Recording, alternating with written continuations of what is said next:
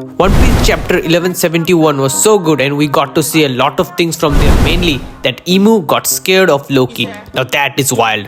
We also saw the powers and probably the restrictions of Imu's covenant seals and a lot more. This chapter made waiting for it 2 weeks worth it. And before we move on to the video, I would like to request every one of you watching to please consider liking, sharing and subscribing to our channel Any Emotion.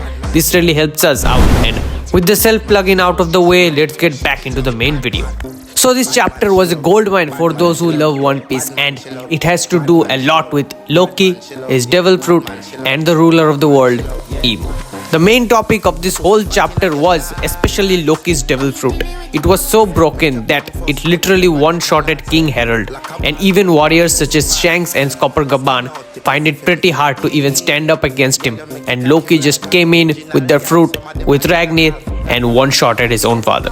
It was so impressive that it not only just impressed Shanks and Skopper, it also terrified Imu. And this was the second time we saw the king of the world Imu got scared after the Joy Boy Haki Knot thing.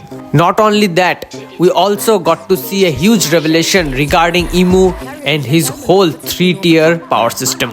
This power system is also known as the Abyssal Covenant power system, and it has 3 tiers. I am assuming that the Gorosei possess the tier 1 abilities, where the God's Knight have the tier 2, and people such as the current Shanks in the flashback has the tier 3 ability. And with the tier 2, it comes with an ability of being controlled by Imu, as we saw that Herald got controlled by Imu right after he got his tier 2 powers. And ironically, Herald was so enthusiastic about this power, about joining the world government, and it all just came crashing down in one night. Somewhere else on the chapter, we did saw that Kaban and Shanks were both bandaged up, and Shanks had a Nami-like moment where they both grabbed their tattoo and really regretted having that tattoo on their arm, and regretted everything that the tattoo represented and why that they even joined that organization. And this is the second time we saw someone having that seal of covenant die. The first one was Saturn, but that was a pretty different one where Imu took the power out from Saturn by his own rule. But here in Elbaf, Herald died due to Loki and his freaking devil fruit. And here is also another thing we learned about the Abyssal Covenant and Imu, and that is that everything or every contract of that covenant comes with a cost for both the person who have the covenant and also for Imu. And that is kind of different from a devil-like deal, and literally we saw everywhere in movie, in different genre, that the devil offers a contract that is only beneficial for the devil, but it is also beneficial for you for a simple amount of time. But here it seems that the contract come with some clause that even harm Imu himself. And when a fellow Gorosei, Marcus Mars, threw in an idea of sending some other people, mainly the God's Knight, to that area to check out what happened, Imu directly rejected it. Probably it is something to do with the death of a person having the covenant seal.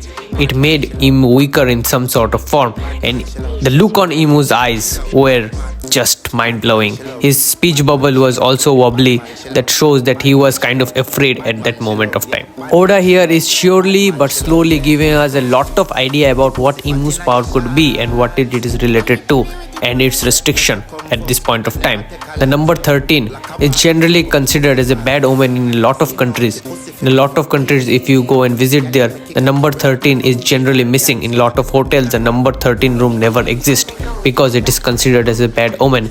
And here Oda probably could be taking in from that and using the number 13 as an important number for Imu. We did not see Loki's true transformation, but I guess Oda is hiding it or saving it for later during the present fight against Gunko possessed Imu. I personally wanted the flashback to continue for at least one more chapter and give us the glimpse of Loki's pirating years before he was caught by Shanks. But Oda probably going to answer this in some sort of SBS segment or saving it for later. But we did not see anything like that, and we really jumped straight to the current timeline of Luffy, Zoro and the other giant warrior pirates standing beside Loki. And Luffy is acting like he understands everything from the flashback, but as we know Luffy that he probably did not get a lot of things that happened in the flashback. And finally we got a huge brother moment where Hyrurin himself released Loki from his final shackle, and probably understand that he did a wrong thing about doubting his brother. But if I was in Harun's shoes, I would also doubt Loki because he was kind of an abusive brother at a very childhood. But we did saw huge Loki took up his hammer and destroy a nightmare creature. By the way, that nightmare creature is huge.